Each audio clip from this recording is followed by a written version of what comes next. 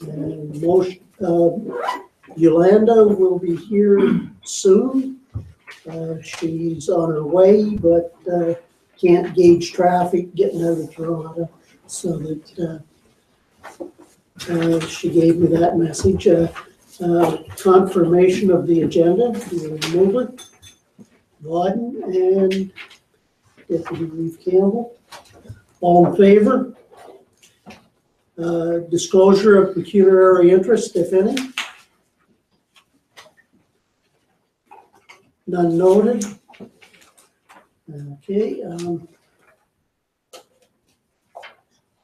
Moving to the consent agenda.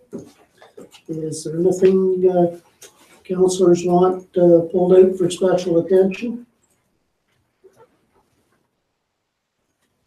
Councillor Syed? Yeah, I just had a question to Richard, through you, Reeve, regarding his report on the policy review. If I could ask just a general question. Richard, you did say that there was going to be some policies come forward in upcoming council meetings. When about do you think those would come? Some of them are ready to go now. We just have to put them into our standard template and things like that. So they could be here as early as the next meeting. Other ones may be further along into September. Some of them we also want to have a little bit of input from the new CAO as well before we roll those out. So we could in theory present some of them August 21st, but I would like to see us probably wait till September and just have that input from Dwayne before we bring them forward. So as a follow of those policies, where does that get us in a sense of percentage of review of our policies, of our health and safety policies, and our HR policies per se? Where does that get us in a full review of that policy? I know we had co-op student and stuff here, but I just wondering where we are from a percentage perspective of completion. So the health and safety policies, we've reviewed those fairly, we've got through them fairly well in the time that our health and safety or an HR co-op student has been here. A lot of them were just some tweaks here and there, so there won't be a lot of major changes to those. There's a few policies that we will be adding. For instance, one that we're going to present is a visitor policy where you would sign in and that. That's a totally new one.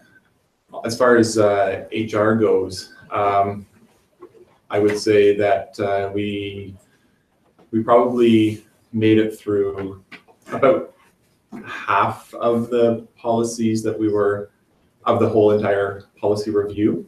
Now, I guess there was this was a project that started when our former CIO was here, and so with that leaving, it's kind of left things hanging a little bit. But we have been trying to continue on as best as we can there with that, and then we'll pick that up hopefully when Dwayne comes on board as well and get moving with the HR end of things as well.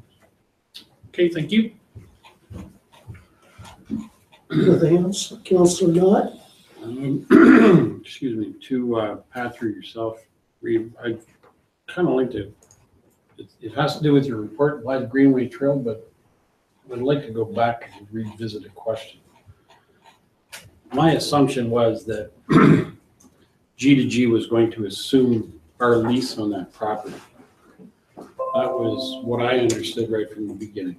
So explain to me if that's true, and if not true, what is the situation with regard to the relationship between ourselves and the G2G?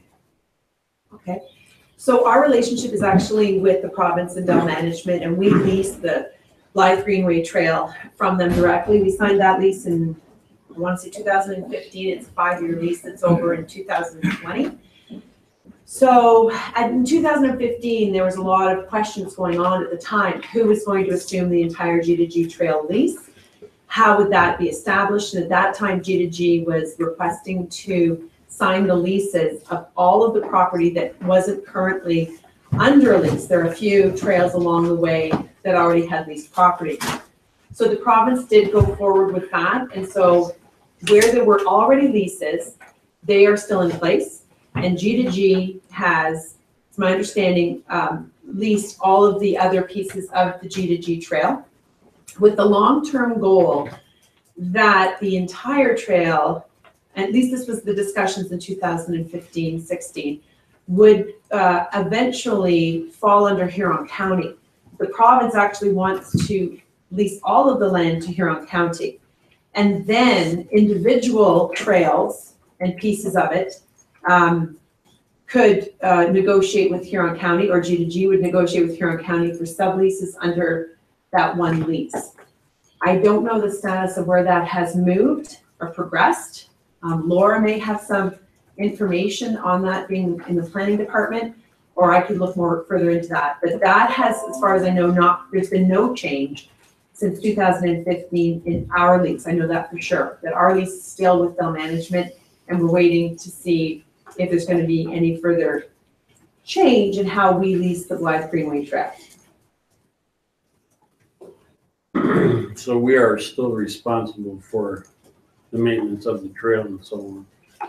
Correct. And at that time, there was no different direction from council as far as us not being the caretakers of the Blythe Greenway Trail. Okay. All right, that answers one question. Then I guess my other question is, how can we ensure that that gate remains locked on the trail? Because we now have more ATV traffic and foot traffic on the trail. You're referencing the gate at the entrance on the road sort of piece as opposed to down by the river, that swing gate? Yeah, the large swing gate that's halfway down. Yeah, it's typically opened by the snowmobilers for snowmobile season, and we attempt to keep that locked, and I guess we have to, on our patrols of the trail, check it, and we ask the public to notify us if it has been tampered with. Often people will cut the chain or the lock to let themselves through with ATVs. So there's no real 24/7 method of keeping it locked other than people reporting that back to our department, and then we go back and lock it again. Or if our department during trail maintenance notices it, we lock it again. I think we'll have to make that a regularly scheduled visit then by the local works department. So every time I've gone down there, it's open again. So buy a titanium padlock. Yeah, so it's actually the recreation department that manages the trail. So I know they've been going on a regular basis to confirm that the bridge closing is staying intact, because the first night it was put up, it was tampered with. But I will confirm that again with the manager in Blythe, and we'll make sure. But if anybody does see that in Blythe, a quick call to us to let us know, but we'll keep an eye on it. Okay. And I have a second little question, which is also trail related, but the same thing. It was my understanding that the snowmobile club actually built that bridge span originally. That was my understanding. That was from one of the members of the snowmobile club, that they're the ones that actually constructed it. So have you heard back from them at all? We have been trying to reach them and leaving messages, and we're waiting to hear back from the president of the local club that we have as our contact person. And we're hoping to work with them on the bridge challenges. We won't have a report. We hope to have it this Friday to see what's going to all be involved. Whether they built it or didn't, I mean, the bridge was there a long time ago. Whether they built the current trusses and things like that is what you're suggesting they did. I know that last time it failed, they were involved in rebuilding it a couple of years ago. But now we are required by our lease to have an engineered study done every couple of years. And so this September was the first due date to have that done. So this all just happened at the same time. So we're getting our bridge inspection done, and we'll have that report. You've contacted Bruce Hussey? No, that's not our contact. I would suggest that he can assist you in that, since he basically took care of the trail portion maintenance for years. So he can probably tell you how to find someone. Dave may have reached out to him, but I will check that. Thank you. Okay, any more questions on the consent agenda? The suggested motion is that council of the Township of North Huron hereby adopts consent items 4.1.1 and 4.1.2, and further that all other consent items be received for information. Councillor Sight, Councillor Hallahan,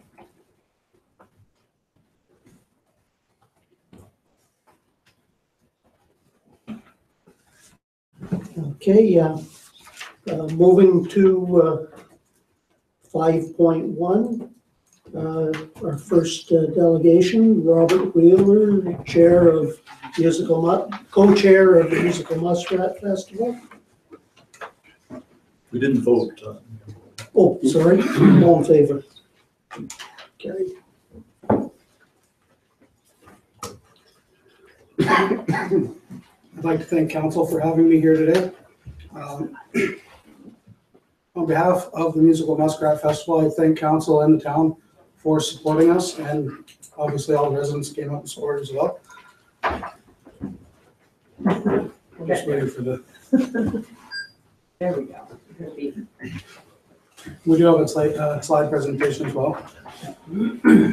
As everyone knows, this was kind of a year of rebuilding for us. A lot of us were new to running a festival, having done parts of it before, and this was completely new to me. Great learning experience, and we're starting to get some there now. So basically, it was a year of rebuilding. It was a learning curve. We've had a bit of a review afterwards and went through what worked and what can be improved on. There we go. So this is a rundown of who we had on the committee. I think everybody's seen that at our last presentation as well.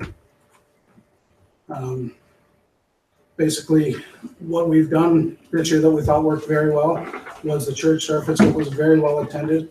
I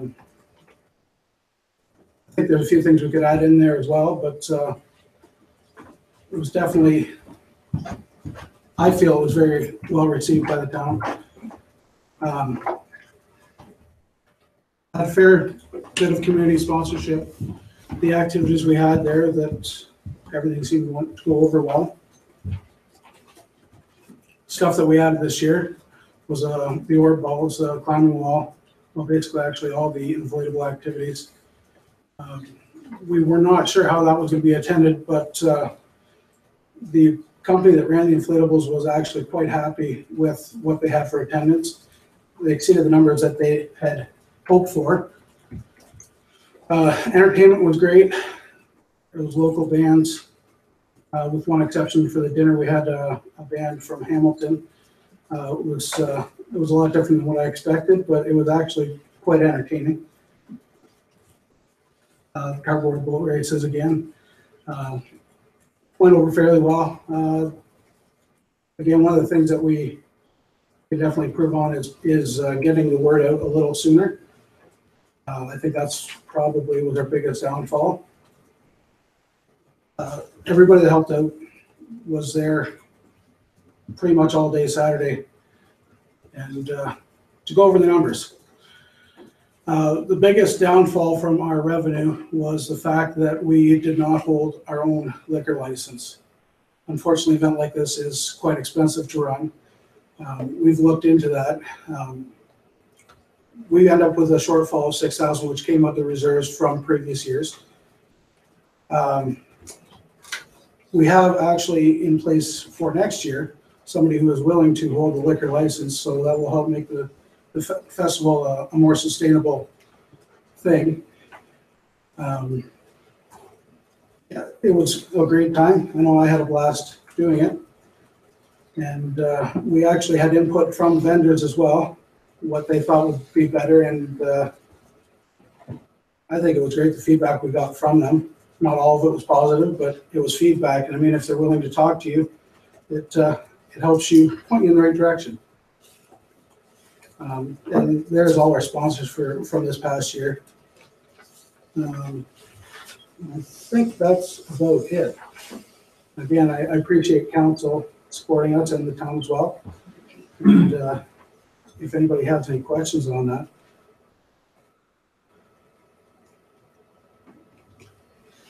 Oh, I'll just make the comment with as many new people as there was, that yes, there was changes, but originally, the first 5 years were pretty hard goes when it originally started with ones that were new to it, where there was 3 very important people that had been there for 10 years.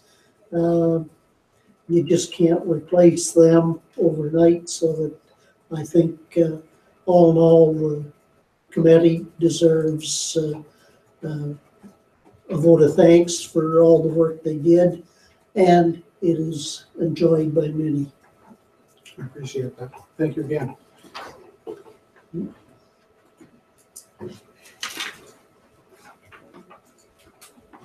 Okay, moving to 5.2 as a delegation, United Way, Susanna Reed, or Suzanne and Sean Joel. you're Sean?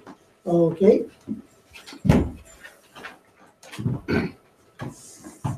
I'll let you two decide which does the most speaking. Thanks very much. Do you want me to introduce? You can go right ahead. Thank you, Council. Sean and I are just meeting right now. So yeah, my name is Susanna Reed, and I am here with the Social Research and Planning Council, and Sean is here as a member of the council as well.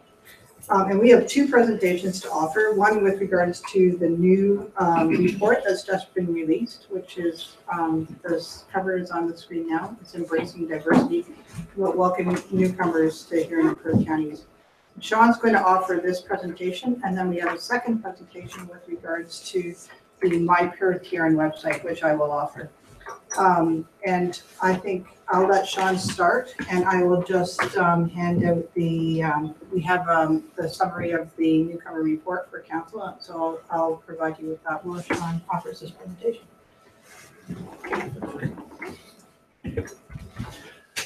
Thank you, and appreciate the opportunity to present this. This is probably our newest report that the Social Research and Planning Council has put together. And it really was done in a timely manner as related to all the publicity that was happening last year in relation to the Syrian refugees and the resettlement of that population within our community. And the council felt it was a good opportunity to have a look at our community and its relation to newcomers and what we may be able to do as a community to help these people out. And also to look at where some of our shortfalls might be within relation to that. And the report was based on really 2 factors. One, in 2015, there was a report or a survey that was done within the community of newcomers being defined as anybody who was new to Canada in the last 10 years. And it asked a number of areas and checked in. We updated that by doing a number of focus groups with 22 newcomers to the area, and also spent some time with service providers who service this group, and also with employers to understand their perspective on newcomers. Wrong button, Sean. There we go. Really, the demographics of our group was about 92 people. Most had been in the community for 3 years plus. Most were married, and most of the newcomers in the focus groups out of the 22 were still unemployed. Just as a little aside to give you a perspective on this is really to give you a story of a gentleman who volunteered to have a brief detail of his settlement in this community to give it sort of more of a personal perspective. Ahmed, whose family moved to Huron County, although a lawyer in his home county, when he immigrated, he could not practice in Canada. So he went back to school upgraded his English, and with hard-earned savings, he bought a gas station and a restaurant with his family.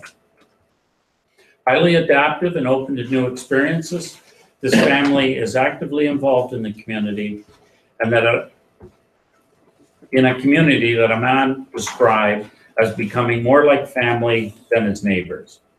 And while they may have less money to invest, they make a decent living and have created employment opportunities in the community that has not just accepted them, but embraced them. Yeah, Sean, we'll get my fingers going here the right way. So, what the study told us.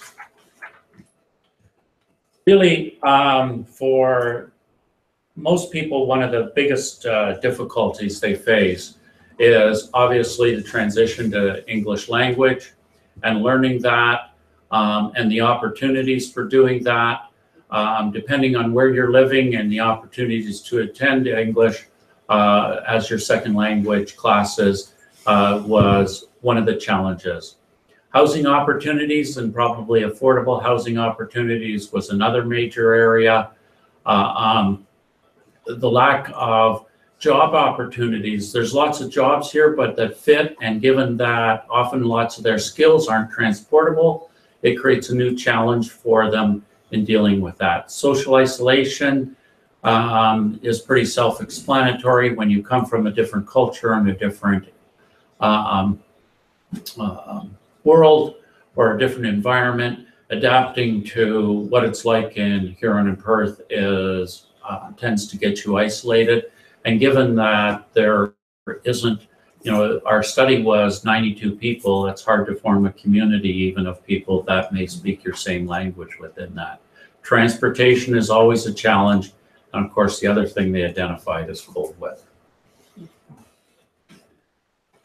A prior education, as you can see from this chart, that most of the folks that have settled here have significant levels of education and are basically well educated. This is just a nice little chart that gives you sort of a sense of where they were and the areas that they were trained in and worked in prior to coming to our area. And you can see from those lots of professional type jobs are the center of that, where retail and manufacturing and the trades tend to pick up the difference for them here. The service providers here really identified that folks really needed help with understanding our healthcare system and often navigating that for their first experience.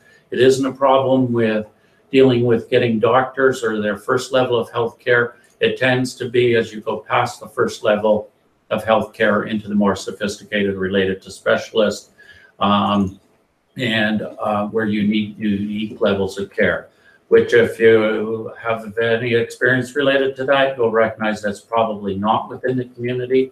And so understanding how they go and get that, and they're working their way through. Obviously, our government systems are relatively non-straightforward for people who live here. So for people that may not have any sense of way our government system, this is a challenge for them. And of course, they identified suitable housing as being some other of the struggles that people go through. And language was also done, and the isolation issue. The employers really were an interesting group in that they sensed a very positive and a willingness to take on newcomers.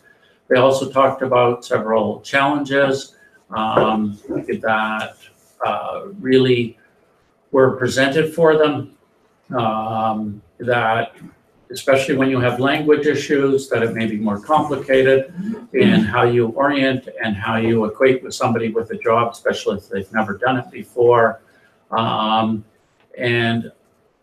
they really, again, the housing issue was even for them identified as a challenge. But most of the employers expressed a willingness to adapt and to accommodate the group to make their hiring experience as potentially positive. The recommendations really flew out of this study were to look at how our service delivery happens for newcomers into our community and to look at potential expansions of the partnerships that exist already, to improve our data collection so we understand better what is taking place. Some of the suggestions might be to establish a community welcome committee, to help people with some workshops on how to navigate our systems, and just generally to have some programs that help accompany these activities so that we can help people understand the differences and where they need to go. Increasing awareness with employers about potential recruitment strategies, creating opportunities for cultural celebrations, cultural competency training for others that are dealing with this population and in general,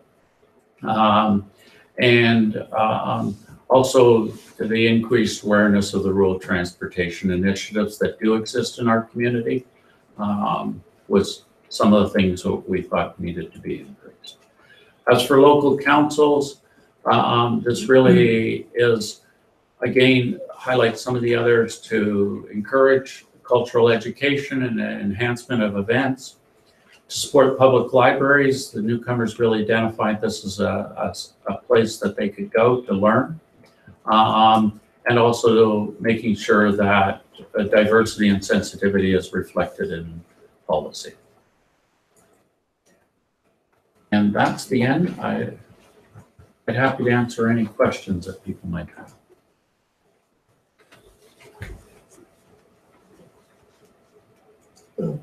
Councillor Slate. The one question I had was of the newcomers that were employed, were they employed in, like, were they underemployed? I know that's been a concern from a number of, it's not even newcomers, just general society today. Was that of the other 10 that were in the focus group that were employed, were they underemployed or were they in an employment of living wage kind of thing? Underemployed, probably, if you take it sort of on an educational level and where they come from, probably generally yes. Because they can't duplicate what they have. They, you know, if you're a doctor, you have to get recertified, so you can't be a doctor in Canada to go through that process. But lots of them initially take multiple part-time jobs. So whether they're making a living wage becomes a question. That's often a struggle for lots of them. Struggling to find a quote unquote good job is really some of those initiatives. And in the discussion with employers, I would say they sort of highlighted that it wasn't that they didn't willing if you have a good job in manufacturing, but if you don't have the proper environment set up to orient them to that job, recognizing that, you know, normally you would have someone who explained all the steps doing. If you don't have someone that can speak their language and you've got broken English on one side, or someone learning English on one side, and someone else who's used to just saying, yeah, hit this button, hit that button, it creates some difficulties. So those are struggles. So they tend to get into jobs that don't require that level of training, at least initially, until the language picks up. I would say for the small group or the small sample that we talked to, that there was a willingness to go through the steps of having a job, maybe not an adequate job, but recognizing as they understood our system better, that they would have an ability to take on a better job, in their opinion. Councillor Vaughn. In general terms, do you receive any comments about how they felt accepted by the community? I mean, apart from people who are in the job of welcoming the general public, any positive or negative? Yeah, I would say that most people don't find the communities unwelcoming. But and the studies have really pointed out those that come over with sponsorships and where community groups sponsor them do much better than that come on Canadian sponsorships. And that's the one reason why. It's because they're automatically connected to a community. And so they have people they can talk to who are visiting them, who break up the isolation for them, can walk them down, walk them through how to get your kids enrolled in school, all those things that we take for granted. The Canadian sponsorship isn't as effective. And lots of people, the struggle for them here is this is a rural community, and that is a little harder to adapt to. Some people find going into an urban center easier just because there are more things and more potentials there. And even one individual talked about the fact that they lived in Huron County or they settled in Huron County, but they couldn't get English classes here because there wasn't enough people. So they had to go to Stratford, which created a transportation issue, which just starts to sort of snowball over. Thanks. Trevor. The other question is that the jobs that newcomers are seeking, are they jobs that are already in low demand currently? Like, we have an employment rate because of jobs or lack of trade skills, all that type of stuff that we currently have. Are newcomers coming, are they battling the same job shortage as the other ones where there's lots of demand of like skilled trades and stuff like that, but they may not have those skills? Do you understand what I'm asking? Yeah, I do. I'm not sure I can answer you from what the study produced. I think that, finding a job struggles are finding a job struggles. If you have X number of skills, getting a job creates a challenge, and then you add language and culture and all those things on top of that. So they're still competing for some of the same jobs that folks that have lived here for a long time do. But they have most of them, I would say, have a strong willingness to make a connection. They came here for a better life, and that's their real desire. So they have a willingness to do lots of things and to adapt themselves to do. They're not expecting, if they were an engineer where they came from, to be an engineer here. That's not. They're quite willing to do something different and make that adaptation. But again, it's still matching stuff. It's still a matching, and you have to get an employer through an interview, but to still match up. You still have to get selected. Thank you. I have another question. Tell us about anything that you've experienced with the employers. Some employers would be better than others in terms of accepting and working people into the system and training them or whatever is necessary.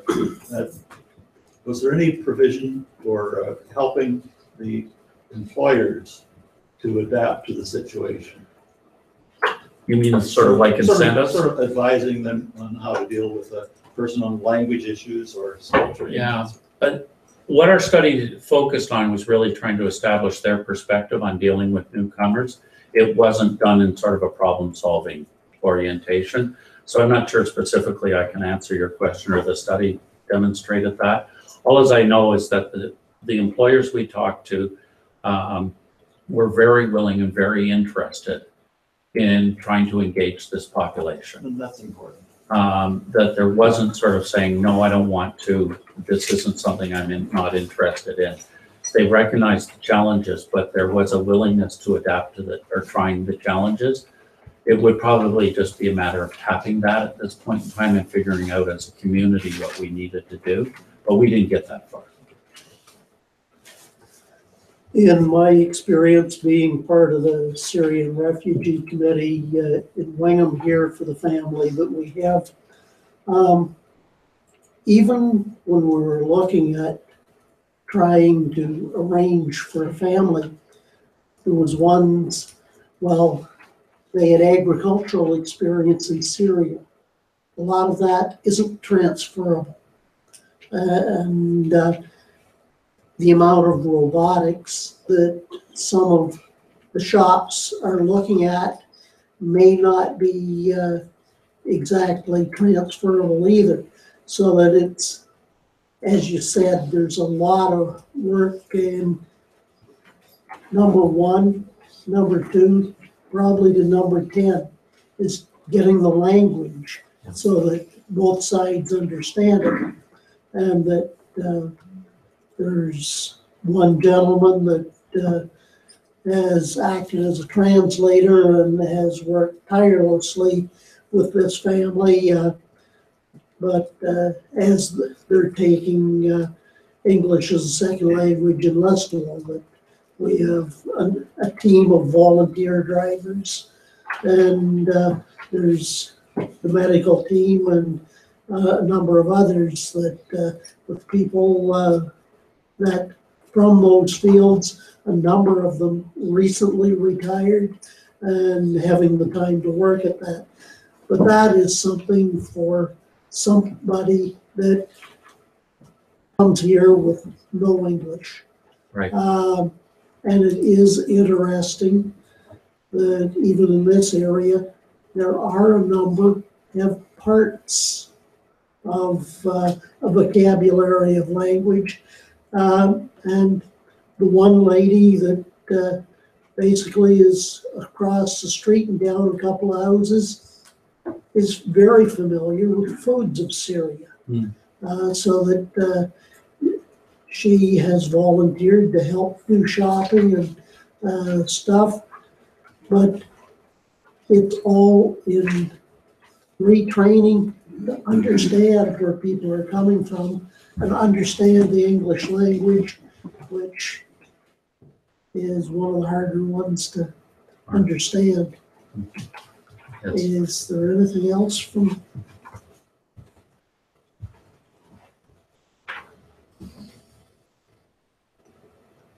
Okay, Can I proceed with the other? go ahead with the other one. So the second presentation is with regards to the My Perth Huron website. This is, the subtitle of the website is Discovering the Wellbeing of Our Communities. And this is a project that is being led in coordination by the Social Research and Planning Council and the University of Waterloo Computer Systems Group. The advisory committee includes representation from the Stratford Perth Community Foundation, council representatives from Huron and Perth counties, or municipal councils, that's from the local level at Huron and Perth, and the Huron County Health Unit, the United Way for Perth Huron, and the, as I mentioned, the University of Waterloo Computer Systems Group. So what the this website is offering is an online portal in order to provide a way of measuring the community well-being. What the slide has on the screen there is the quality of life report, which has been regularly produced by the Social Research and Planning Council. The most recent edition is 2014. And what this intends to do is to provide a series of indicators of ways of tracking the social, economic, environmental well-being of the communities in Huron and Perth counties. So the recognition was that as soon as this was produced, which is every 4 years, it immediately became, out of date because it's not dynamic. It also represents data from the census data from Stats Canada. And so the recognition that it was missing out on a lot of local information. So to respond, the Social Research and Planning Council has developed an online platform, which is being referred to as My Perth Huron. And part of that is working with the local agencies and municipalities in order to have local data available on this site. So this is a schematic that shows you what I just referred to. So there's a test version that was released in March of this year, referred to as the beta version, and it is being populated with data from all over Huron and Perth County. So all the local agencies are being invited to share the information that they have, and we will then post it on the My Perth Huron website so that anybody in the community can access this at any time and have a sense of how social, economic, environmental indicators are changing over time. So we can collectively have an image or a picture of what's going on and how we're doing and what change is happening. Of course, we all know that there is an immense amount of data out there. So there's this a large project of deciding which indicators are we measuring. To respond to this, the Social Research and Planning Council has had a number of workshops with community stakeholders in order to identify which are the most important questions, what information we'd like to be available sooner. And then we will, it's dynamic, it can change and evolve over time, so we can continue to put more information up on the website. And as well as providing information, we intend to work with the community in order to answer questions that are being asked. So there are many questions. I know as community representatives, council will receive questions all the time, and when we start hearing the same questions over and over again, then perhaps we would look to have a regular way of answering those questions. So here's a good example that's relevant to Huron County. There is an existing page on the My Pro Huron website which measures beach water quality against the provincial standard of 100 coliform forming units per 100 milliliters of water. So this data is collected by the Huron County Health Unit and is provided to the Social Research and Planning Council in order to put on the My Pro Huron website. The red line is the provincial standard. So you can see all of the public beaches in Huron County that some are meeting the provincial standard and some are higher than the provincial standard. And also that there's change over time. So this information then we can use to have conversations amongst the community about stewardship programs and septic system management, and also about where we're targeting dollars for tourism promotion and encouraging people to go to beaches. So I have a few slides of what the website looks like for those of you who haven't had a chance to look at it. This is the home page, and there is a search function on this page which allows you to go to specific information and indicators. And then there are a list of domain categories for the indicators, and to just drill down on that a little bit further, here is information about democratic engagement. So I checked the North Huron statistics in 2010. The voter rate for North Huron was 37%. That's compared to the highest in Huron County is 57% in South Huron and 58% in Bluewater. So that would provide an example of something that we can measure over time as to, you know, what's going on in the communities and how are people participating in municipal elections. Population data, of course, is something else that is available on the website, and how the population is changing over time. And this information is available both in bar charts and geographically, as the GIS abilities can show us mapping information across the county, both Huron and Perth. The data is also available to be exported, so this is a way that we can share data amongst agencies and organizations that are interested in the information directly. And the final page here lists the data sharing agreements. So the organizations that are participating and have data on the site will be listed on this page. This will help people network around sharing information and communicating about information that they have at their agency level. So our request to council tonight is, of course, we're interested in feedback on the site, and I know it's difficult to see it at this scale, but if council has a chance to go and look at the site, there is a way on the homepage you can provide comments and suggestions about how it could be changed. We also have provided to council a data sharing agreement for the municipality's consideration. So we are asking council tonight to direct staff to explore a data sharing agreement with the My Pro Huron website. I'd be happy to speak to any questions. Any questions or comments?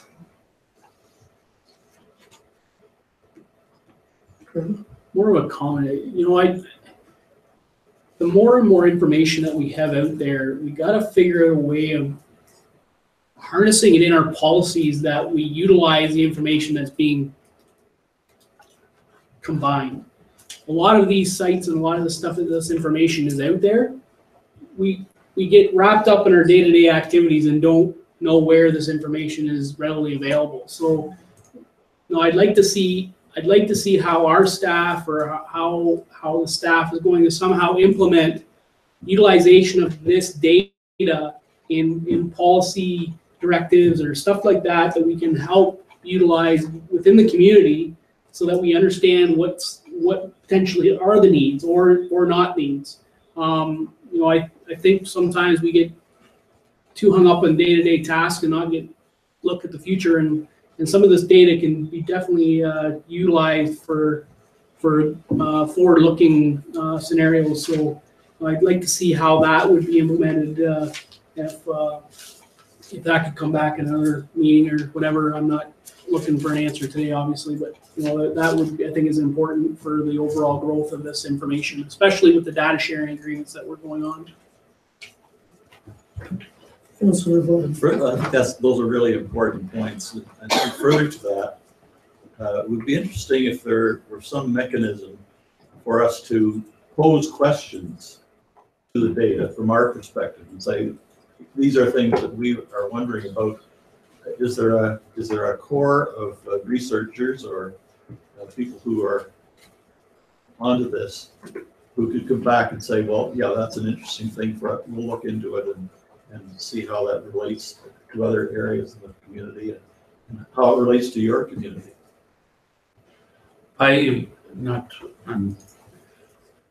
As far as I understand, it will have a query ability in it. It doesn't now, but it's really in a beta testing that once it's established what the base data was and what memberships will be and where your membership, what it allows you to do, that it will have some query ability, so that if you wanted to inquire about how many 5-year-olds live in Wingham, that you would be able to put that in rather than just looking at all the age data, because the age data will be hard to read and collect that.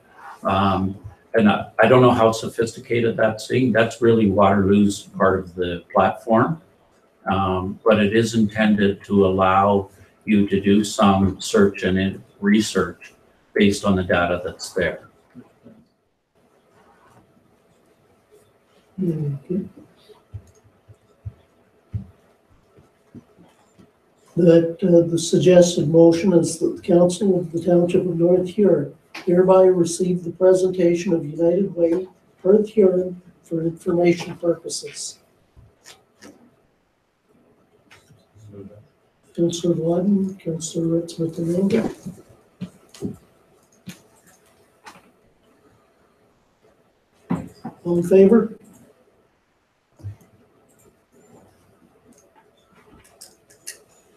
Mr. Reed?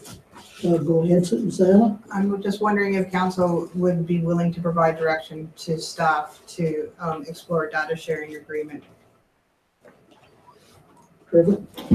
So I would make that motion to have staff review the data sharing agreement and come back with a report at a future council meeting.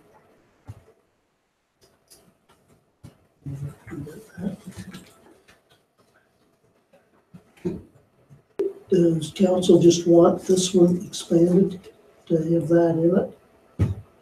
I will take either one. Brock and Yolanda, you're agreeable to Yes. expand it? Okay, we'll just expand this motion to have that incorporated. Thank you very much. Okay. Is there anything else from council?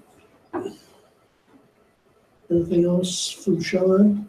No, thank Susanna? you. Thank very you. much. Thank you.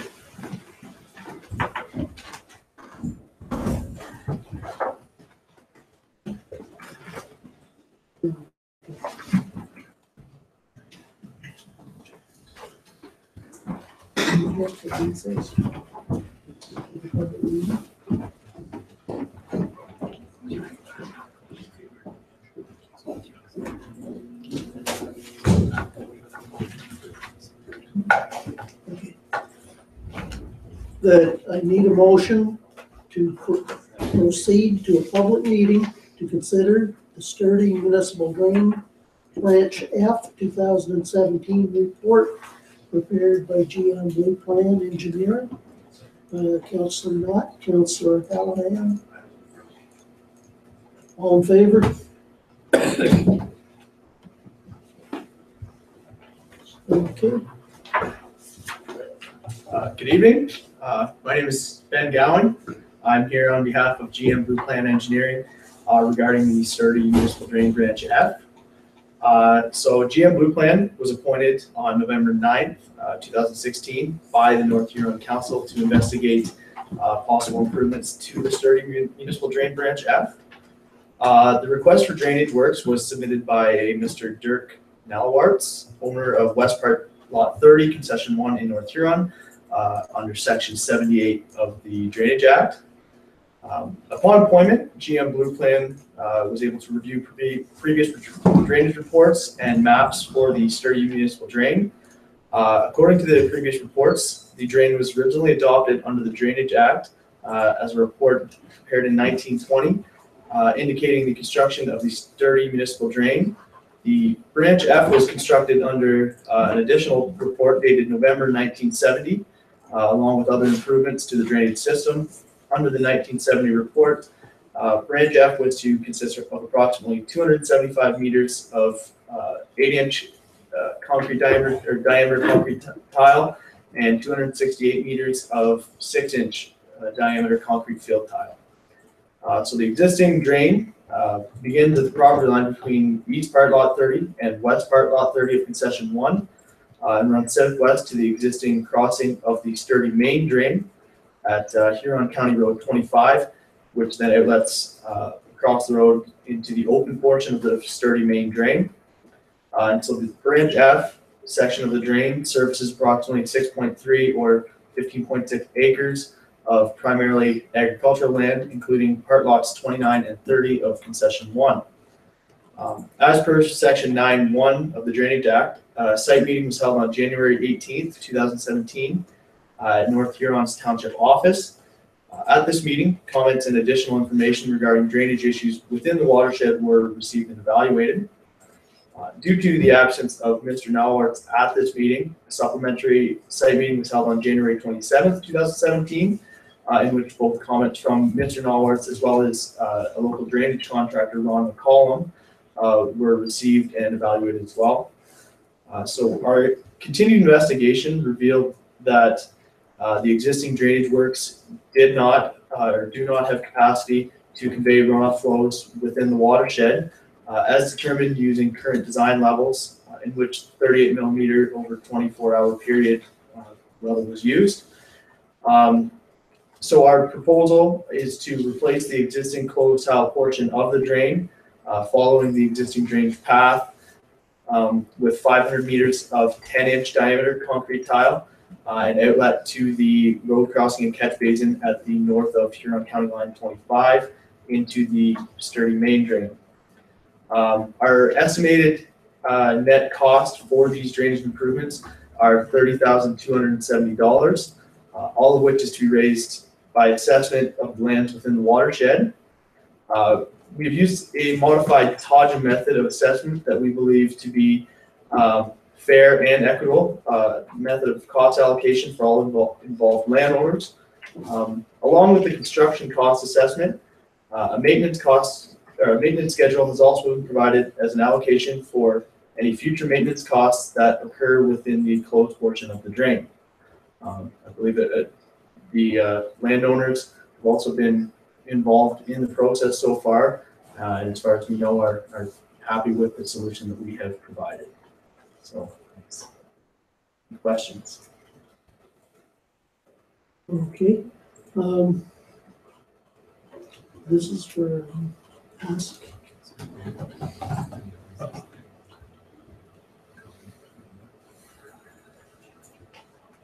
That I'll ask if any of the assessed owners of property in this are here. I don't think they are, but and that this would be the time that they could add comments or pose general questions, not anything like their own assessments or anything like that. So, council have any Deputy Reeve Campbell? There's a piece back here ways where one of the landowners, Mr. Gear, was saying the present drain is not deep enough. Yes. And so this new drain will be deeper. Will the outlet be deep enough to take, I don't know where I know where the creek is, I know where they're talking about, but what is the depth there to take a deeper drain? So we've changed the slope of, like, we're starting at a lower spot, lowered the slope, and that's why we also upsized the pipe. And so in increasing the size, we're able to go with a lower slope without getting too low and still have flow. And we do have a minimum cover that's kind of accepted as 750 millimeters as a very, very minimum cover. And we have that in the new drainage works. So the outlet will be deep enough to take that? Yeah, the existing, we're not changing any of the outlet with the crossing. We haven't proposed any of that. That I believe was done in 91 and 95. There's two separate reports. But we're not proposing to do anything with the crossing of the county road or anything like that. Okay.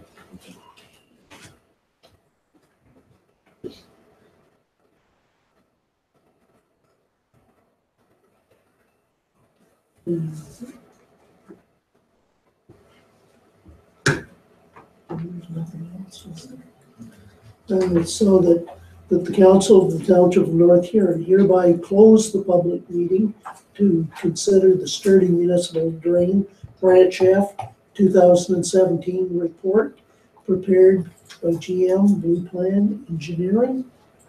Do I move it? Councilor Knott, Deputy Reeve Campbell.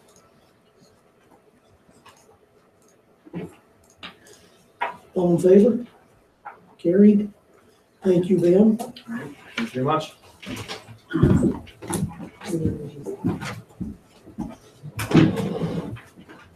And the next motion is that the council of the Township of North Huron hereby accept the Sturdy Municipal Drain Branch F 2017 report dated June 29th, 2017, prepared by GM Blue Plan Engineering. Councillor Vaughn, Deputy Reeve Campbell. Okay, all in favor? Carried. Okay. Yeah.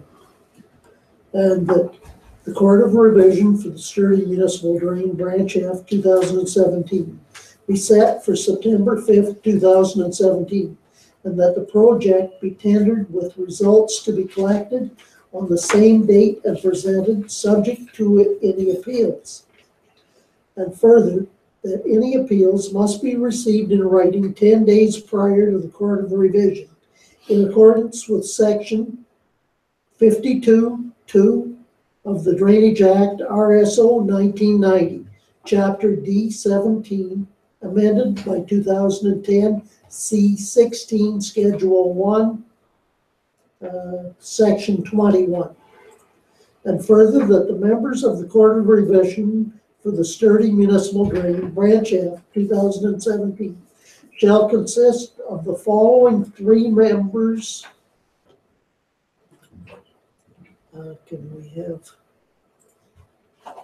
nominations for three councillors to sit on the Court of Revision? I nominate Ray Hellman. Okay.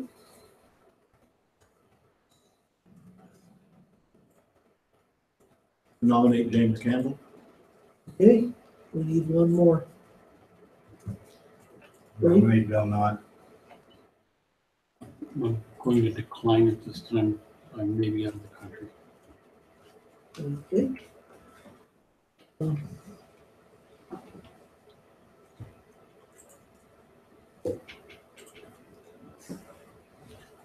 I would if I'll nominated. volunteer. I was going to say it. I was going to say I would stand and advise later, but it'd be better if Rob goes. Okay.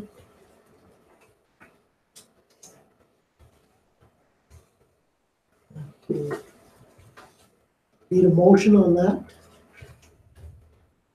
Counselor Site?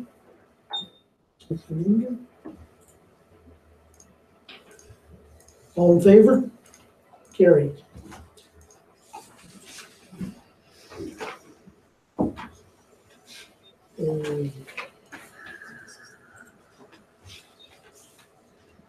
Okay, this is where there's a lot of paperwork and a lot of things. It's over a site plan for 115 Josephine Street. Do you want to take over, Laura? Sure. Please?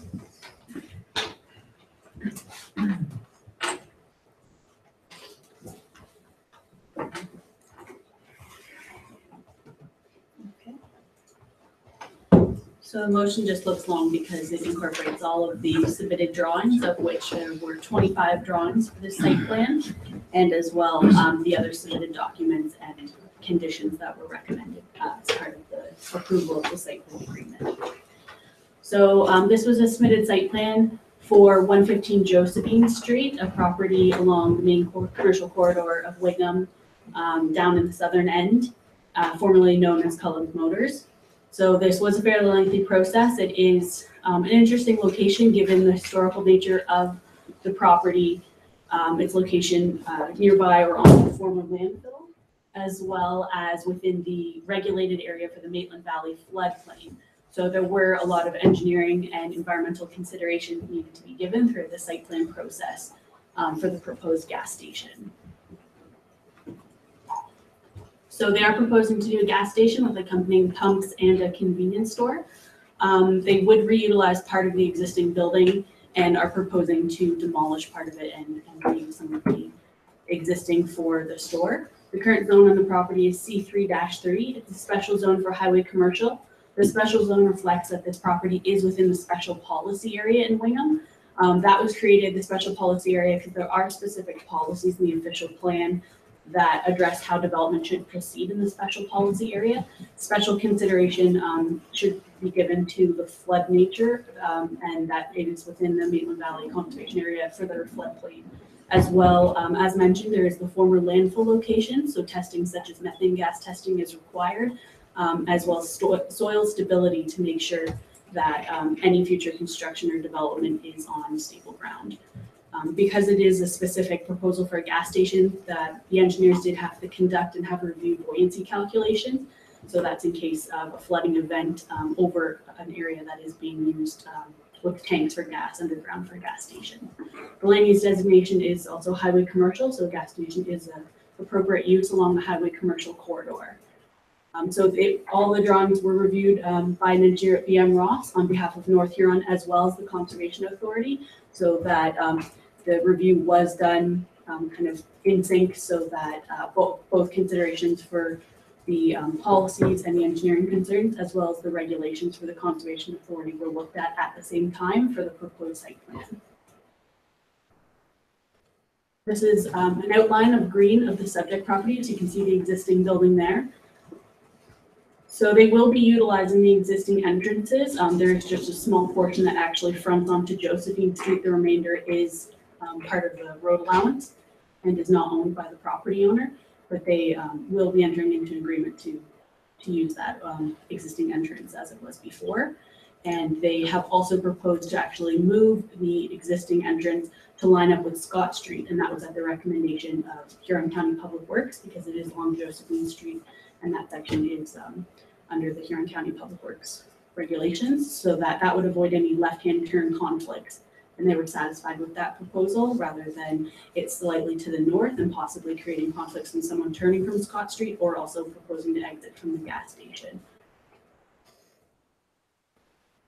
It's hard to see because there's a lot happening, but Josephine Street you can see at the top. So if you were to tilt this, then you could see that the north is where just the word street ends.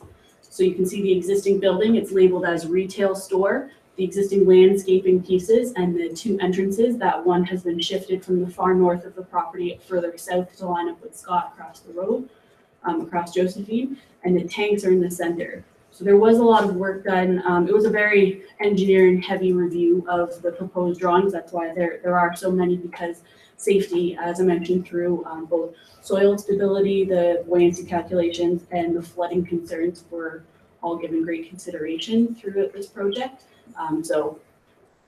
There was a lot of more talk amongst the engineers than myself involved. But they did want to make sure that a lot of the site was at the minimum flood elevation. And that was a requirement of the Maitland Valley Conservation Authority, so that in the event of a flood event, the tanks or the pumps themselves and the store were at the minimum flood elevation that they've calculated for, and that applies to the entire special policy area. So that has been brought up. You'll notice in the next following slide that the property itself is below road level. When Josephine was redone, it was brought up. So now that would be at the existing level for Josephine and not dipped down. So consideration was also given that if this property has the fill put in and raised up to the road, how do the surrounding properties handle water coming off of it as well, and that it's not oversaturating properties that are abutting on all the other sides of it as well. So there were a lot of engineering back and forth. You see, this is the existing building that'll be partially it's proposed to be partially reused. So the building itself will have some modifications given that it's at its current elevation, and the rest of the site is proposed to be elevated using the fill. So there will be the building modifications to make sure the building itself is at the height it needs to be with the rest of the site. This is standing on the edge of the property looking north towards Josephine, so you can see the corner of the building, and about the middle and between the edge of that landscaping strip and the building itself would be where the pumps are proposed to go. So we did also have discussions about traffic flow, the truck coming in and out of the site for loading up the tanks underground for the gas, as well as customer parking and the flow in and out of the property. So the site plan agreement itself was pretty standard, drafted by the township solicitor. The engineer said that most of the drawings themselves contain notes that would relate to the specific nature of what needs to be covered for just covering off the engineer concerns. As well, the Maitland Valley Conservation Authority has issued at this time a permit to develop the regulated area, meaning they are satisfied with the submitted drawings. And there was also a stormwater management report submitted that was reviewed, a geotechnical investigation for the soils, an environmental site assessment for phase 1, and the buoyancy calculations. So they are all included as part of the review that was done by the engineer that would make up the site plan agreement. So I'm recommending approval of it, and that North Huron enters into the agreement with property owners.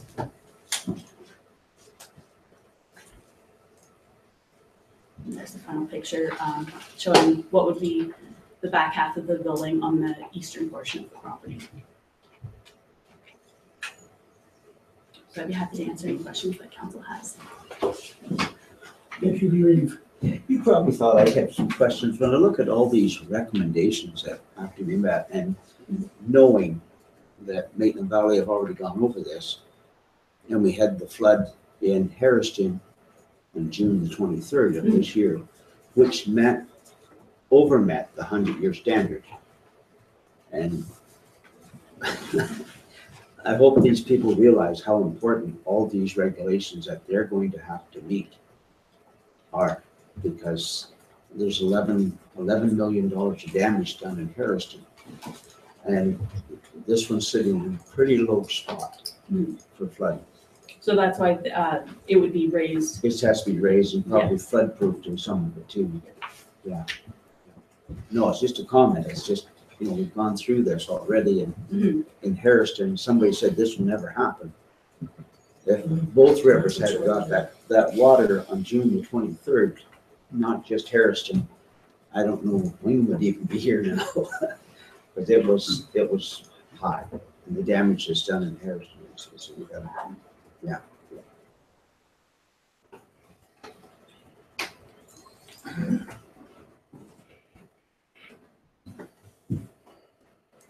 Can we have a motion I'll make a to move forward with the recommendations. James and Miranda?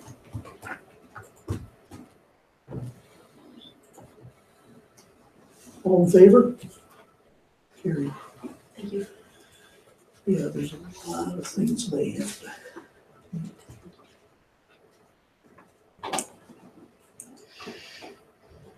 Okay.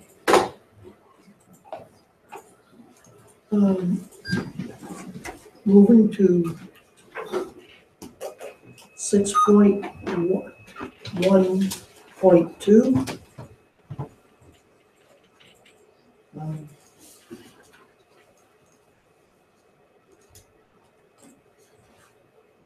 Is there any? You're moving? I'll move it. Okay. Okay. Talk on it? Anybody? One second. You Oh, sorry, already second. did.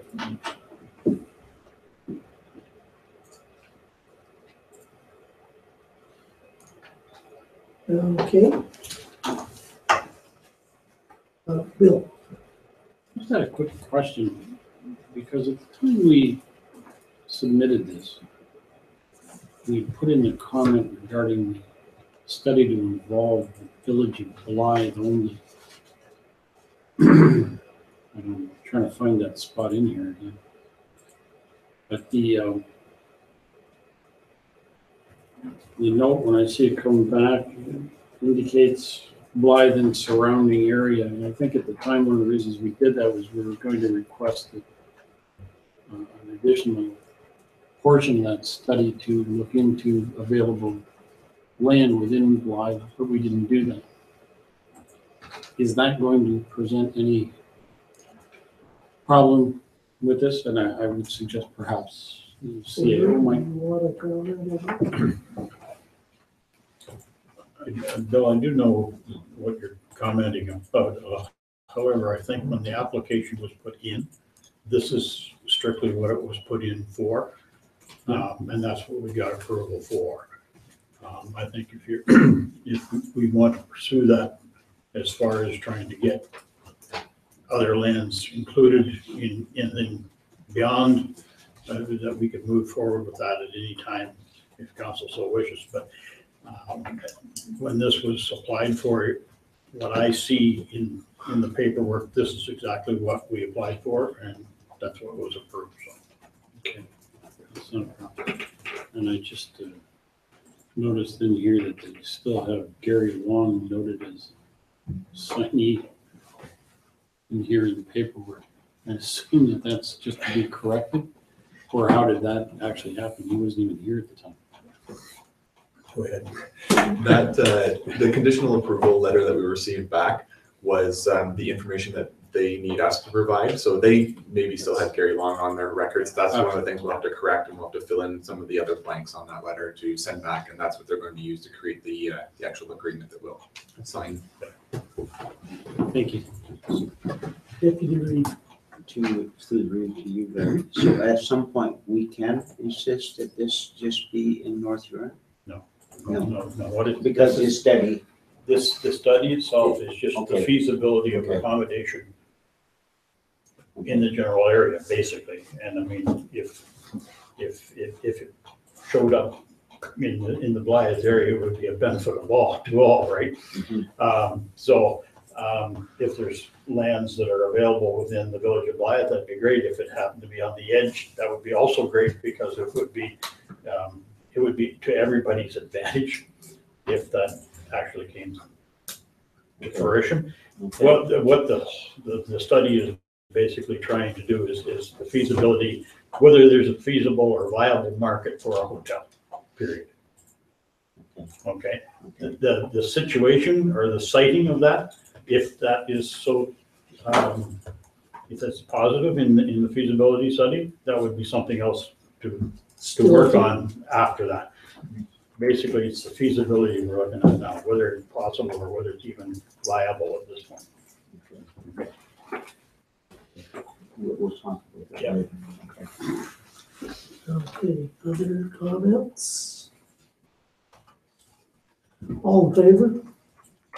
Carried.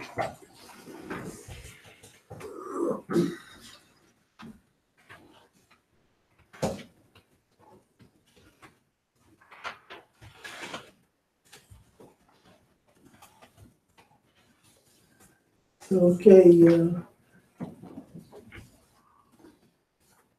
moving to 6.2.1, the 2017 Glide BIA budget.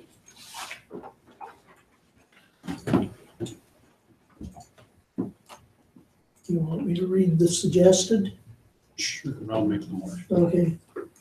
That the council of the township of North Huron hereby adopts the 2017 Glide BIA budget report as presented by the Director of Finance. And further, the council of the township of North Huron adopts the 2017 Glide BIA budget in the amount of $16,250, with the BIA levy portion in the amount of $6,600, which will be included in the 2017 final tax billing. And further, that the council of the township of North Huron approves an exemption to section 19.1 of the procedural bylaw to allow bylaw number 76, 2017 to be passed at the August 8th, 2017 council meeting.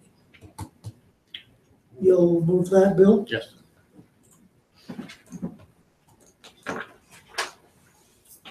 All, I'll second. If there's something. okay, any comments? All in favor? Carried.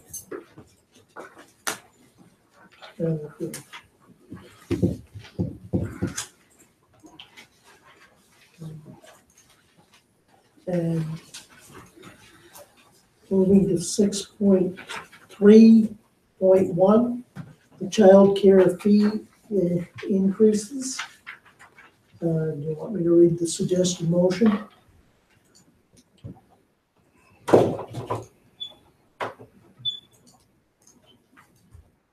I'll move. You'll move? Okay. Good. Okay. Any discussion? All in favor? Carried.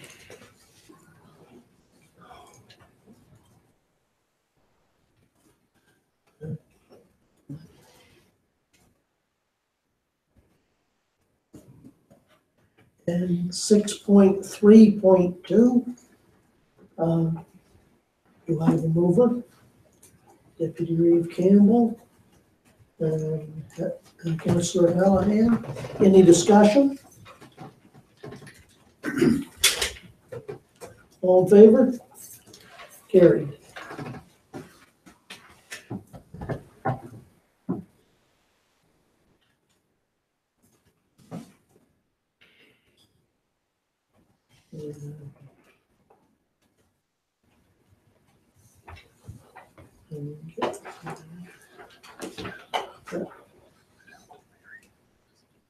Yeah. Okay, 6.8, the CAO is going to comment on some correspondence. Thank you, Mr. Mayor, or Mr. Reeve and members of council. The email that you have in front of you tonight, I apologize, but it did not come in until after Richard had sent out the agenda on Friday. So, but I think it's time sensitive enough that it could be discussed tonight to try and set up a date. And this is from Sergeant Pete Marshall, the contract analyst and transition coordinator for the OPP. And they are about ready to present a costing to council and the committee. And he would like a date in September. This has to be a public meeting. And it should, Richard and I have discussed what's happening in September.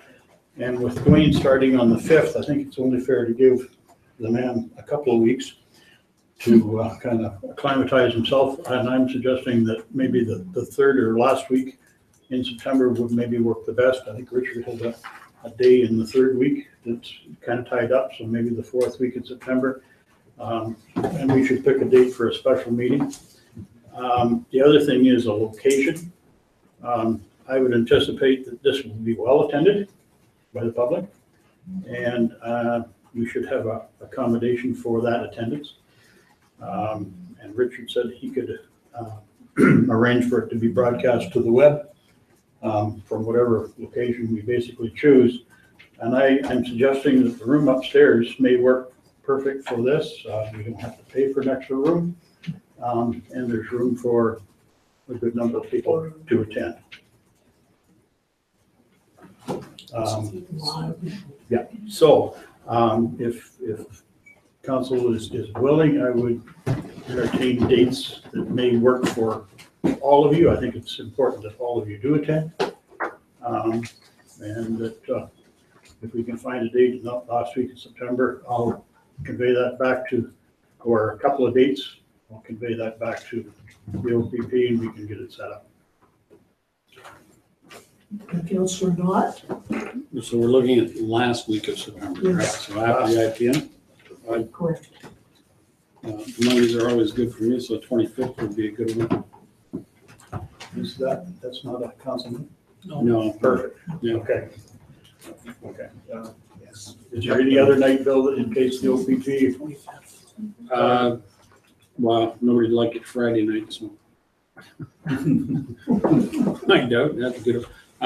Generally speaking, Thursday nights are,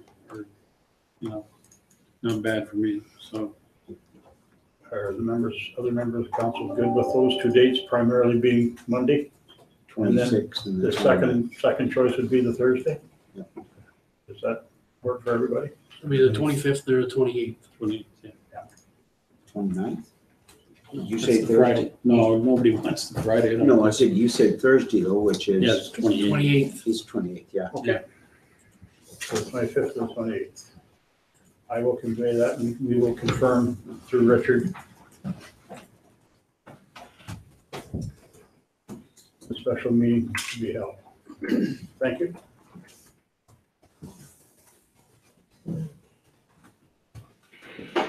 Councillor Singh.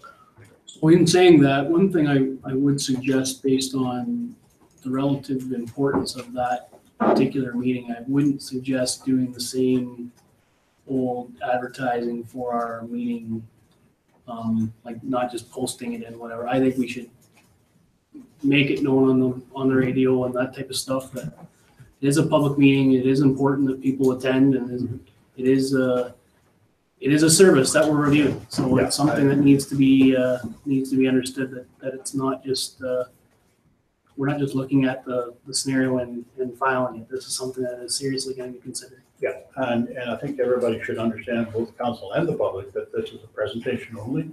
This is not a decision-making evening. You are there to, receive the presentation just like the public. Okay. So there will be a question period? There'll be a question period, and that'll be open probably to the council. And I'm not sure whether it's going to open it to the floor or not, but I mean, it's certainly the question to how the process was done and how the plan has been presented are adequate, but the decision of the question really shouldn't be debated that night. It's the presentation yes, okay.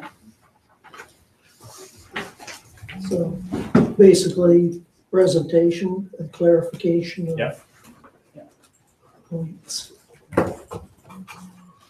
That should be part of our advertising when we advertise too. Yeah, and I will go over the format with the OPP. Yeah. Okay, prior to the meeting, and that will convey that both the public and council before the meeting, so. But I just needed to try and get a date if we could.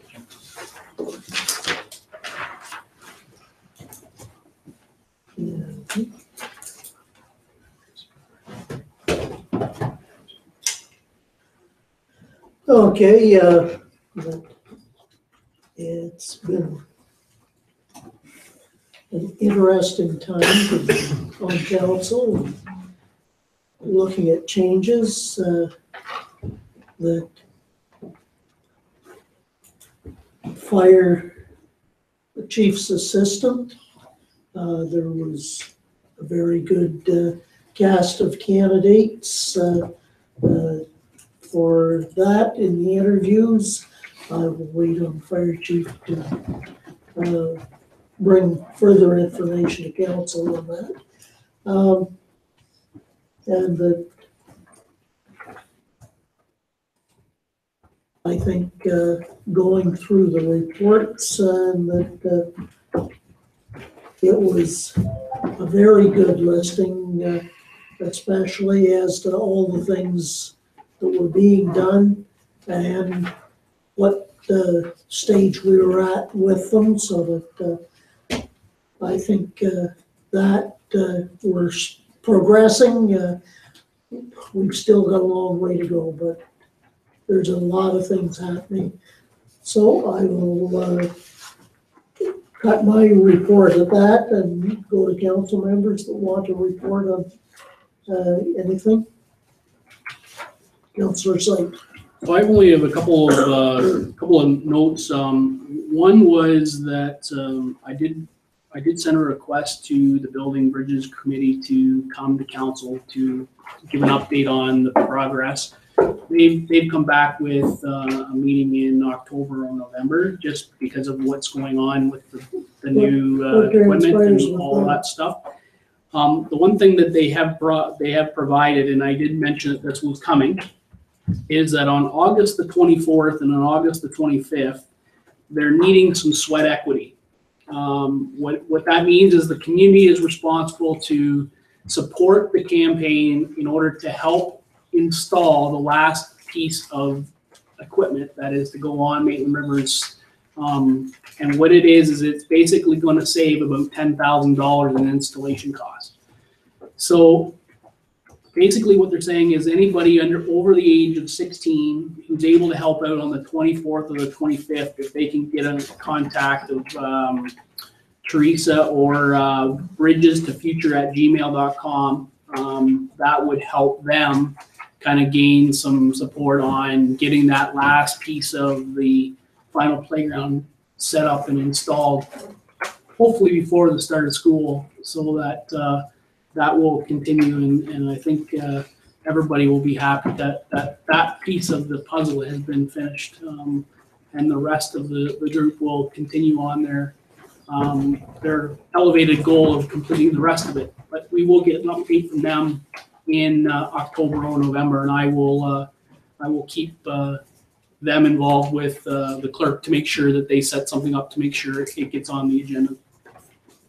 Okay, thank you. Councillor Watt. I just wanted to make a brief report on the 140th celebration for Blythe. It was a crowded year, and everybody's celebrating the 150th for Canada, and sometimes the meetings got rather tied together or interrupting with each other, but it was a very, very positive event. We had a lot of people came to the village. We had people from far away as well as local people. And I'd like to thank our staff. They did a lot of help in terms of providing chairs and other accommodations for people and programs that were going on. And it was a very successful day. Sorry, the one thing I did want to also mention is I had the luxury of attending a fire training session on July the 25th, and I say this because I think every councillor should take in one of those training events, because one, it showcases what other forces don't have in their municipality. And it also provides you an opportunity to see that this just isn't a social event when they go out on Thursday night. There was one actual firefighter actually was treated for some smoke that night by first aid. So it was something that, it was a hot night, and it was very interesting to stand back and watch what they do to prepare themselves for going into live training. And this was live training. There was fire and smoke and all that stuff. So, it was interesting. I think every councillor should at least see one, or if not both, groups, both Wingham and Blythe. They do it all in Blythe, but I think it is an interesting, because it gives you a sense of really what they put on the line in a paid call duty perspective. that, nobody really can take into consideration when all you do is call 911 and somebody comes. So, I think I have a newfound respect for what they do and what they put on the line every day. So I urge all counselors and public, if you can go out and actually see what they're doing, you will definitely get a better understanding. Second that, I had one of those events too, and it's a real experience. Yeah, just a question for Trevor. Did they put a suit on you and let you go into the building? So no, they asked. I had that privilege. They asked. I like to stay my distance. Let's put it that way. No, it's something to experience it, that you go to the firemen and it's part of the course and it's I didn't tell my wife that's what I was going to do before I left. Well, it wasn't at home at one of the fire chiefs conventions that I attended, that I had the opportunity to go into, put on the bunker suit and go into the Toronto Fire Academy burn building, and my clothes had to be washed 3 times. The amount I sweat, but it was 500 degrees where we went through. So that it can really dehydrate a person if you're in a high heat position, even through the bunker suits. Okay, anything else in councillor comments? Okay, let's see, 9.1, Councillor Knott has put a request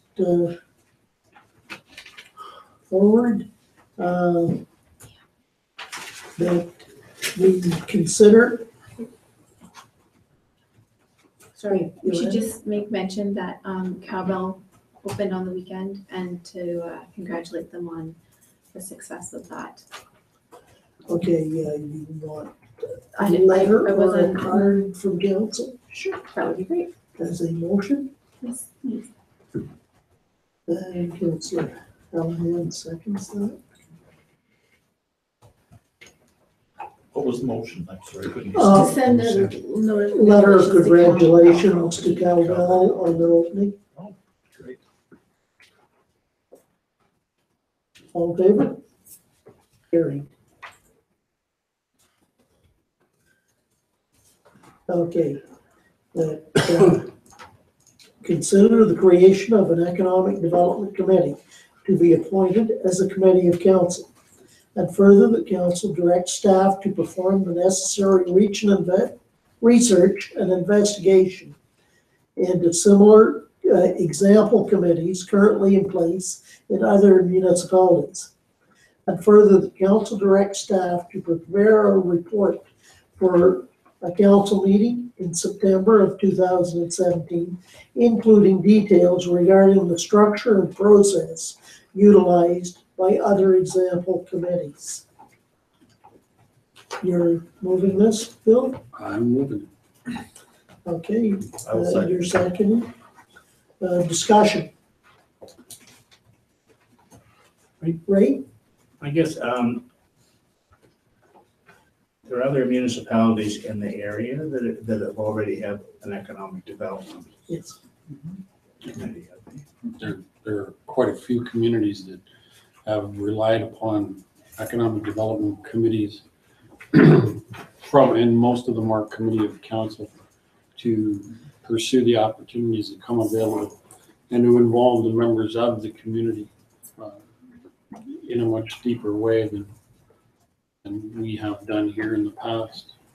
I guess we want to elaborate a little more on that. Well, because I know several of the communities personally, and I've been involved with where they do that. So you get members from the business community and also from the BIAs and William and Blythe involved, and it's surprising sometimes how opportunities get mentioned amongst the business community and the municipality, but never seem to filter back to the office. And by having them involved, you have a much greater chance of achieving it. And then you have that expertise from the business community to help facilitate bringing those businesses to the municipality. And much larger municipalities than ours have worked that way and still function that way. And I've found it to be very effective. One area. Uh, That's working the size of our municipality. In Huron County, Yeah. I'm not sure who within Huron County has, perhaps Vincent might know of some. I know there's groups unofficial, I'm not a member of part, I think Bayfield is one. Basically, the ones I know of are more along the lake. Kincardine, Saugeen Shores are a very successful record of their committees working. Rob? I think one of the important things about Councillor Knott's motion is involving the community. Yes. Because in history, what we've learned is that very few great ideas come from councils. The big ideas come from the municipality, from the community. Sometimes the municipality is necessary to help it along and to fill in some of the gaps and maybe provide a bit of startup funding. But the ideas themselves, certainly it's been true in our case, but generally speaking, I think it's a community effort, so it's important that we involve the community. Councillor Sykes. The only thing else that I would suggest that is a must, and I think that will happen in the structure and the process when it gets utilized, is to ensure that there's measurables to this group. To ensure that there's something that they can measure to understand whether we're getting what we want out of the group. There's too many times a committee is established, and I know terms of reference is a big thing, and I think measurables and understanding what they're gonna do is, I think, imperative to understand that we're getting what we're asking for them to do. Whether it be committee of council or not, I think if you're having committee, responsible people, business people, we don't want to make sure that it's value added time. Everybody's important and everybody's got busy time. So I think that's part of the process and structure, but I think it's important to mention and make sure that they're in those terms of reference, there is measurables when this committee potentially or is ever approved. Larry? Just in response to that, Trevor, the Economic Development Committee that I was a part of in Shelburne, what they did on an annual basis is set the goals for the year. And that was communicated to council through the council representatives that sat on the committee. And that was an easy way for the committee to report back what they were trying to do and at the end of the year, how they did. And it worked pretty good. So just as an example, you can do it other ways, but as an example, that worked reasonably well.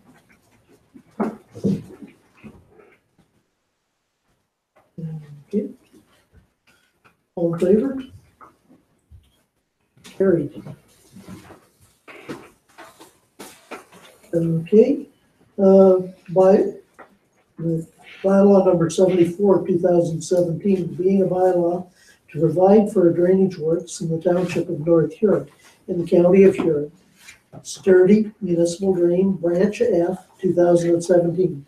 Be introduced, read, a first, second, and provisionally adopted this 8th day of August, 2017. Deputy Reeve, Councillor Syke. All in favor? Carried. Bylaw number 75, 2017, being a bylaw to authorize the Reeve clerk to sign on behalf of council a development agreement between the corporation of the township of North Huron and Robert and Stephanie Morrison to place a temporary second dwelling on lands described as Part Lot 29, RP 22R 1295, Parts 1 and 2, Concession 1. Fire number 38616 Blythe Road, East Wawanosh Ward, Township of North Huron, County of Huron. Be introduced, read, a first, second, and third, and final time, signed by the Reeve clerk and engrossed in the bylaw book. Councillor Vlad. Councillor Hallahan. All in favor? Carried. And the bylaw number 76, 2017, being a bylaw to provide for the levy and collection of sums required by the Blythe Business Improvement Area and the Wingham Business Improvement Area for the year 2017. Be introduced, read a first, second, third, and final time, signed by the Reeve Clerk and engrossed in the bylaw book. Councillor Number, Councillor Smith-Minga.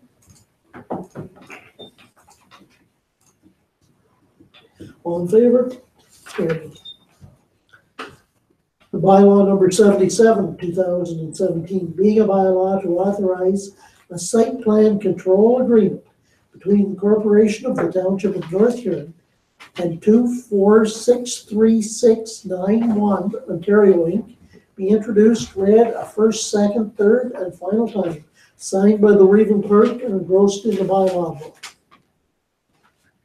Councillor Slade, Councillor Knott. All in favor? Carried. Okay, moving to point 13, asking for a motion for us to go in camera at this time. Councillor Slade, Councillor Hallahan. All in favor? Carried.